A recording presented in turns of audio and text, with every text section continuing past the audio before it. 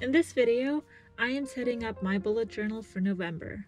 Creative-wise, I got inspired from these pattern papers that I recently acquired.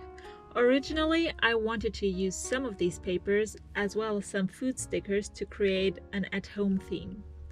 When I started working, however, the whole thing somehow took a very different direction, turning into a vintage black and white-ish theme with some muted drops of color in the shape of vintage floral patterns or my markers.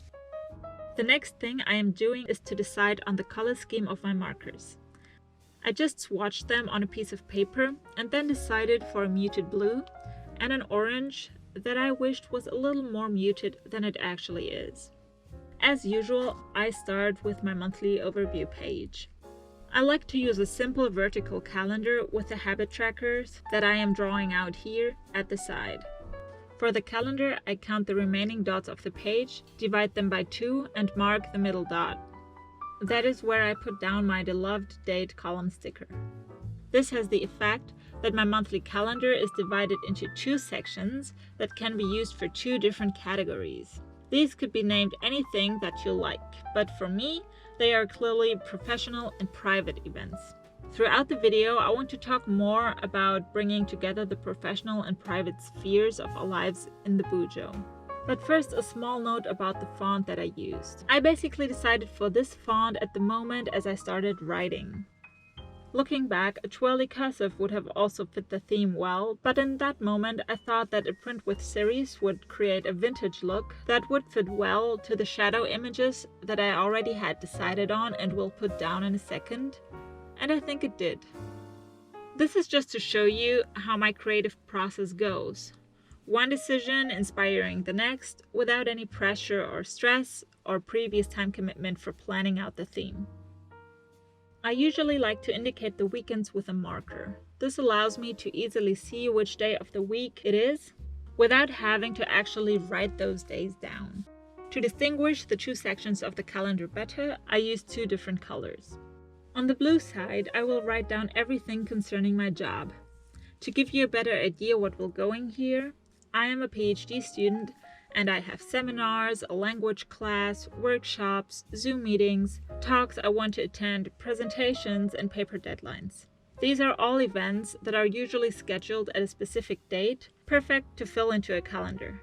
With all my job-related events right there on the blue side, I can now, in accordance with them, go on planning private stuff on the orange side. So on the practical side, I hope to avoid double scheduling with this method and to be able to plan with more forethought. As an example, let's say that I see on the blue side that I have a big deadline coming up next week, so I will make sure to keep the upcoming weekend before that deadline free on the orange side to give me time to prepare. On top of that, this calendar has another advantage, mentally speaking, which is supporting a division of the professional and private spheres of my life in my own thinking. A PhD is not a 9-to-5 job where you leave work by leaving the office. I am both very thankful and sometimes unhappy about this. Anyhow, the consequence is that private life and work gets blurred. I don't have strict work hours, and being in the arts, there are no lab opening hours or timelines for experiments that I have to follow. I work either in the library or at home, since the Rona is going on exclusively at home, and I have the freedom to organize my time to my wishes. Again, these are conditions that I like and that I am thankful for. This liberty also allows me, for example, to work at times of the day when I am most productive, that is, the mornings and evenings, and not to work in the afternoon when my brain usually shuts down. I also like and embrace the idea that work is part of my life, and not this sort of alien place that I go to and that is totally detached from the rest of my life and where I sell my time to. However, when the private and professional lives are so entangled, it is important to achieve some sort of clarity in the mind about them, and some sort of line separating the 2. This is important for being more productive on the professional side, but it is especially important for mental health on the private side. Starting my PhD, I had too many moments, or rather months, when I became my work, when I was nothing but my work. This, of course, does not, let's say, induce happiness. I realized that in order to remain a human being and in order to be able to continue my PhD, I had to do some changes, and I did. And this divided calendar helps me a little more to put things into their right place in my mind.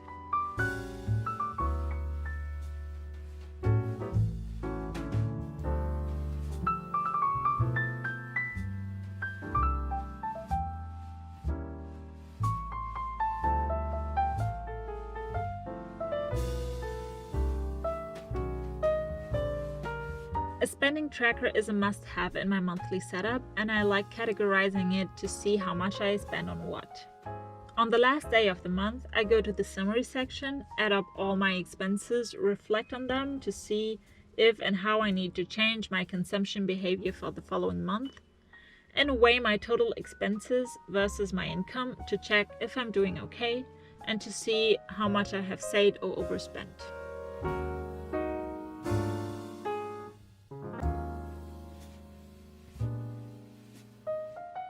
Lacking a better name, I call the other side of the spread brain dump, but basically everything that needs to be noted and is not attached to a specific day, whether ideas, administrational stuff, or some sort of data, goes here.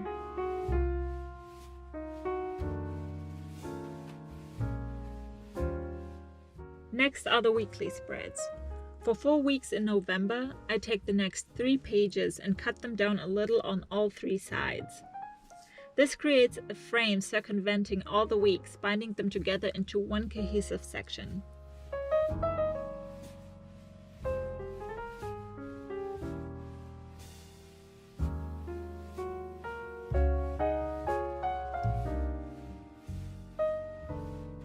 I also like to add tabs to the spreads.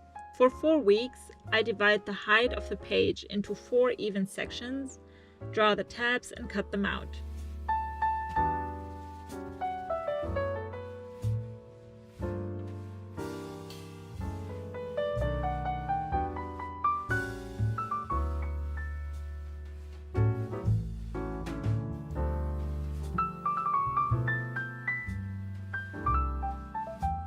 The little tabs create more clarity and allow to switch to the right week very easily without turning pages back and forth to find what you're looking for. Later, I will also add the respective dates of the week to them. In order to complete all weeks, I draw the 4th tab on the last page.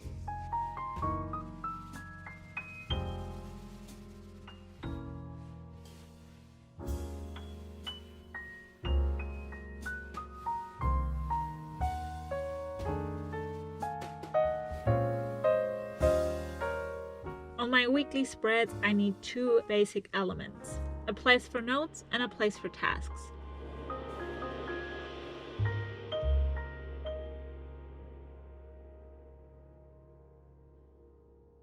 For the latter, I use the Alistair method, so basically I create 1 column for each day of the week, add in the dates for more clarity, and then will list my task next to the columns, one below the other in no special order, just as they come to my mind.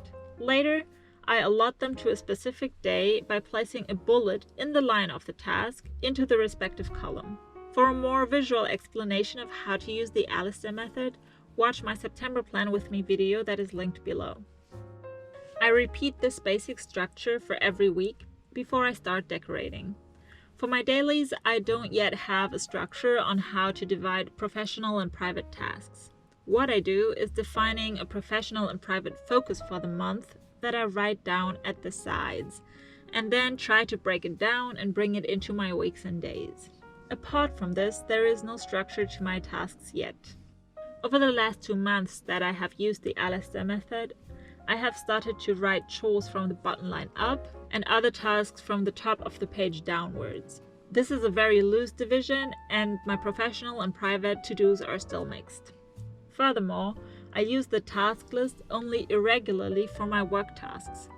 It is mainly administrational stuff that goes in here, and every now and then a task like read this book or write this presentation. On the one hand, my workflow is so intuitive and not planned out that I would have troubles defining all the steps that I need to do to complete a project. I actually don't even think in projects. It is rather a continuous flow of work for me. and only while working on it, the next task becomes clear. In short, I don't structure my work stuff that well. I just start when I start and I finish when I finish. On the other hand, if I started breaking down my work tasks and writing them into my task list, one page would never be sufficient for an entire week. Then I think I would need to resort to a daily layout and abandon the weekly. However, I appreciate the overview that the weekly provides and the possibility for pre-planning. Another option would be a separate notebook for work, but so far I have loved to have everything in one place with one bullet journal. Let me know how you combine your private and professional lives in your Bujo. I am very curious to learn about your strategies.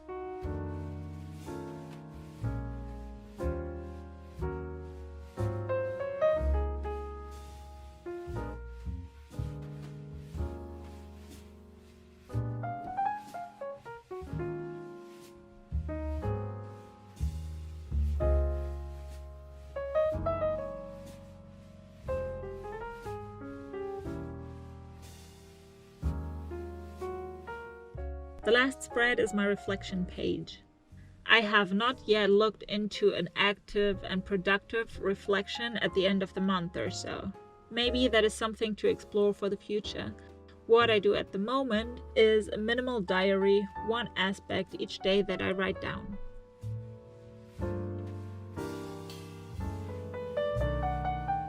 The acorns and mini fir cones at the side, by the way, I collected myself this fall in the Black Forest.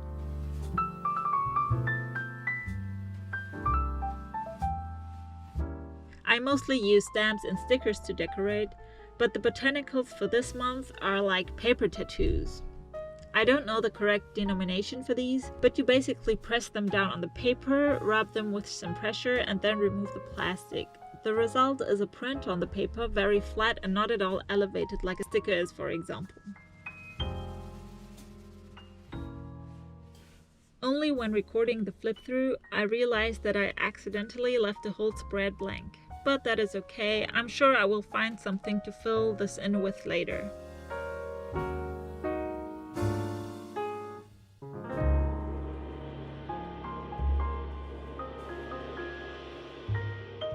I hope you enjoyed this video. Like and subscribe, and I wish you all a cozy November.